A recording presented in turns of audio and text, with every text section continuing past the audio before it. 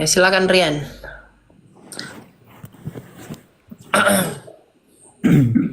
Eh, Baik Kak, Shalom sebelumnya. Terima kasih kesempatan yang diberikan Kak. Izin Kak saya bertanya mengenai baptisan. Apakah jika misalkan nih, contohnya saya mau masuk Kristen, contohnya. Nah, saya betul percaya, saya imani. Apakah itu nanti betul-betul sepenuhnya diselamatkan atau gimana Kak?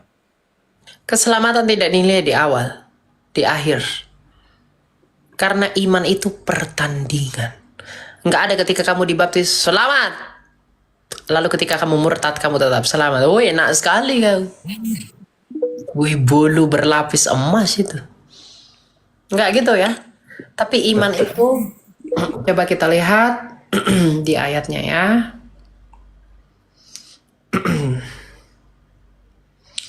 Jadi sekali selamat, tetap selamat itu tidak ada itu.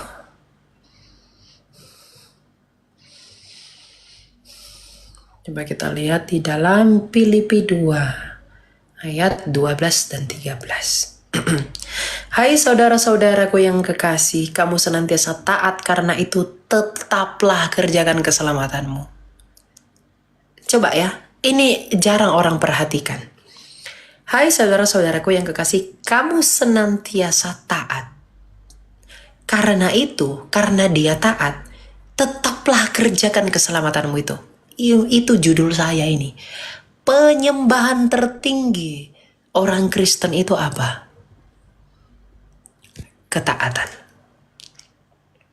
Ya. Penyembahan tertinggi orang Kristen itu ketaatan. Ya. Makanya dikatakan, hai saudara-saudaraku yang kekasih, kamu senantiasa taat, karena itu tetaplah kerjakan keselamatanmu dengan takut dan gentar, bukan saja seperti waktu aku masih hadir, terlebih pula sekarang waktu aku tidak hadir, karena Allah lah yang mengerjakan di dalam kamu, baik kemauan maupun pekerjaan menurut kerelaannya. Ya, jadi iman itu, keselamatan itu kita kerjakan. Bukan kita kerjakan untuk diselamatkan, tetapi apa? Untuk membuktikan keberadaan keselamatan itu di dalam kita. Dengan apa? Perbuatan dan buah-buah yang baik. Kamu dibaptis, seperti Yahya Waloni misalnya. Kau tanya dulu, Timothy. Timothy, menurutmu Yahya Waloni itu selamat nggak itu? Nggak selamat. Karena ini menggenapi Ibrani 6 ayat 4 sampai dan 6 ya. Menghujat Roh Kudus. Iya, sudah mencicipi karunia-karunia Roh Kudus namun murtad lagi. Itu yang bahaya itu. Ya, itu menghujat Roh Kudus. Ya, dia sudah mengecap karunia keselamatan itu. Padahal dia pernah dibaptis loh.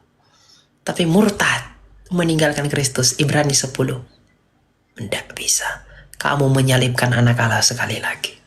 Nah, jadi keselamatan itu tidak dipandang di awal. Baptisan itu adalah pintu masuk bersatunya kita manunggal bersama Kristus. Makanya keselamatan dinilai di akhir. Makanya Rasul Paulus bilang apa? Kepada anak rohaninya Timotius, aku telah menyelesaikan pertandinganku dengan baik. Begitu. Gitu ya, Rian ya. Oke. Rian buka mikrofon soalnya enggak ini. Oh ya, maaf. Buka lagi. Halo, ya silakan. Jadi begini Kak, tadi kan kakaknya bilang tidak dinilai dari awal kan. Tadi Ya. dalam artian bahwa baptisan secara langsung itu tidak menyelamatkan. Jadi bagaimana jika saya contoh, saya mau dibaptis, saya mengaku saya percaya kepada Tuhan. Setelah saya dibaptis, saya membuktikan lewat perbuatan, karena sesungguhnya iman tanpa perbuatan pada hakikatnya adalah mati. Jadi saya melakukan lewat perbuatan. Selain beriman, saya libatkan juga perbuatan, yaitu buahnya dari imannya saya itu adalah perbuatan.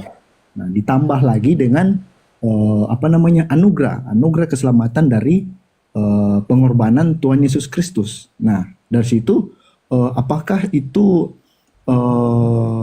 gimana ya? Apakah itu dari anugerah keselamatan dari Yesus Kristus ditambah iman dan perbuatannya dari kita itu, apakah kita bisa diselamatkan begitu? Ya, Karena keselamatan itu sejatinya hanya oleh iman. Tidak iman plus perbuatan baik. Kalau iman plus perbuatan baik, berarti seakan-akan ada perbuatan baik di luar iman. Jadi saya nggak setuju ada keselamatan itu iman plus perbuatan baik. Itu nggak ada bagi saya. Karena tidak ada perbuatan baik di luar dari iman. Itu nggak ada. Ya, tetapi iman yang menyelamatkan adalah iman yang berbuah. Makanya Tuhan Yesus berkata dalam Matius 7 ayat 16, dari buahnya lah kamu dikenal. Nah, bagaimana cara membuktikan keberadaan iman itu di dalam kita? Buah-buah kita. Buah-buah roh, kelemah lembutan, kasih setia, dan banyak hal. Itu yang harus kita lakukan. Nah, kalau kita turut setia dan mengerjakan iman itu yang adalah sarana keselamatan itu bagi kita, kita kerjakan itu dengan takut dan gentar dan setia sampai mati, maka selamatlah demikian. Jadi nggak ada iman ditambahi embel-embel lain tuh nggak ada. Hanya iman. Tapi iman bukan iman yang mati, tapi iman yang hidup. Kamu percaya air ini menghilangkan hausmu, tapi kalau kamu nggak minum air ini, kamu tetap haus. Kamu percaya Yesus itu menyelamatkanmu, tetapi kalau kamu tidak melakukan baptisan yang adalah perintahnya, kamu tetap tidak selamat. Kalau masih punya kesempatan untuk dibaptis, kecuali nggak punya kesempatan dibaptis. Konteks itu situasional. Jadi ada orang saya percaya Yesus, tapi tidak mau dibaptis. Dia nggak percaya, karena jikalau dia percaya, niscaya dia mau akan dibaptis. Karena baptiskan dirimu adalah perintah Kristus yang dia percayai. Itulah dikatakan iman tanpa perbuatan adalah mati. Jadi memang keselamatan itu hanya oleh iman. Ya, maka di dalam iman inilah perbuatan baik itu diperhitungkan. Makanya Tuhan Yesus bilang, sedikit pun kamu berikan kepada orang ini, kamu tidak kehilangan upahmu di sorga. Kamu tidak kehilangan upah. Gitu. Karena di dalam Tuhan dulu baru ada perbuatan yang baik. Di luar Tuhan tuh nggak ada yang baik. Kalau misalnya iman 50%, perbuatan baik 50%, berarti keselamatannya hanya 50%. Karena orang lain tuh nggak ada yang berbuat baik. Nah gitu ya.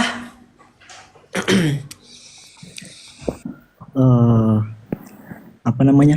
Terima kasih Kak jawabannya. Jadi setelah jawaban dari Kakak tadi muncul pertanyaan baru lagi dari saya, yang mana tadi Kakaknya bilang bahwa iman sudah pasti menyelamatkan. Nah sekarang jika memang benar iman sudah pasti menyelamatkan, lantas kenapa kan ditambah juga anugerah keselamatan kan dari Tuhan Yesus. Lantas kenapa ada penghakiman di akhir nanti? Jika memang sudah iman menyelamatkan dan juga anugerah keselamatan dari Tuhan Yesus itu memang betul nyata. Lantas kenapa di akhir nanti ada penghakiman? Itu itu tidak secara langsung bahwa kitanya manusia ini sekalipun sudah beriman, sudah dapat anugerah keselamatan dari Tuhan Yesus, itu kita tidak sepenuhnya akan selamat. Atau bagaimana Kak? Kita akan dihakimi untuk menentukan upah kita di sorga. Seperti apa? Makanya ada orang yang akan seperti emas, ada yang orang seperti jerami, ada orang yang seperti kayu, ada yang seperti perak.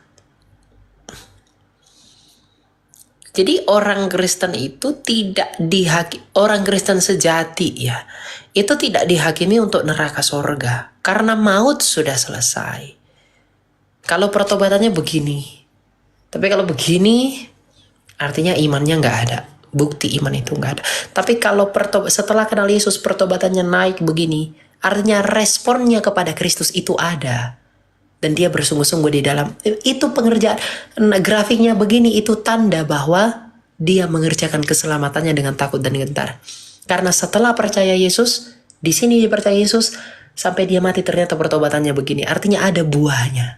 Tapi kalau tetap dia begini atau malah jadi turun, berarti nggak ada buah imannya, tidak selamat. Artinya tidak ada iman di dalam dia. Karena lagi dan lagi dari buahnya kamu dikenal. Jadi kita itu kalau begini dia, itu dihakimi bukan lagi menentukan surga neraka, tapi upah yang kamu terima. Ya, jadi penghakiman kepada orang Kristen sejati yang buah pertobatannya progresif dengan orang yang tidak Kristen itu berbeda. Ya, kita dihakimi untuk menentukan upah yang kita terima di surga, tapi orang yang tidak percaya Yesus itu akan dihakimi oleh karena dosa-dosa mereka. Karena dosa kita tidak lagi diingat-ingat Allah. Pelanggaran-pelanggaran kita tidak lagi diingat-ingat Allah kalau kita begini bertobatnya. Tapi kalau begini, jangankan diperhitung-hitungkan, langsung dibuang. Kenapa? Tidak ada bukti iman, karena iman tanpa perbuatan adalah mati.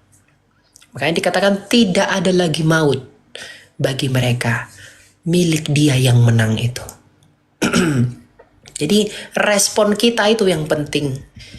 Nggak ada indikator keselamatan pasti di dalam Yesus, itu betul. Tetapi respon kita yang menentukan kepastian itu atau enggak. Mungkinkah kamu pede pasti selamat kalau kamu tidak mengikuti pekerjaan dan juga rencana-rencana Kristus di dalam perintahnya? Mungkinkah kamu pede mengaku selamat di dalam kekristenan kalau kamu tidak melakukan perintah Yesus? Mungkinkah kamu pede kamu selamat kalau kamu tidak melakukan apa yang Tuhan Yesus perintahkan? Tidak mungkin. Itu halu namanya. Makanya kembali lagi 1 Korintus 11. Biarlah semua orang menguji dirinya sendiri. Harus diuji. Gitu. Itu makna penghakiman ya. Karena nanti Allah itu datang sebagai api. Makanya iman kita itu harus ditebelin biar kita nggak hangus. Upahnya nggak sedikit. Jadi bukan orang yang ngaku percaya, aku percaya Yesus, tapi nggak ada buah-buah kehidupannya, itu tetap dibuang. Karena Tuhan Yesus akan bilang, aku tidak mengenal kamu. Kamu semua pembuat kejahatan. Begitu. Ya? Ya Kak, terima kasih Kak.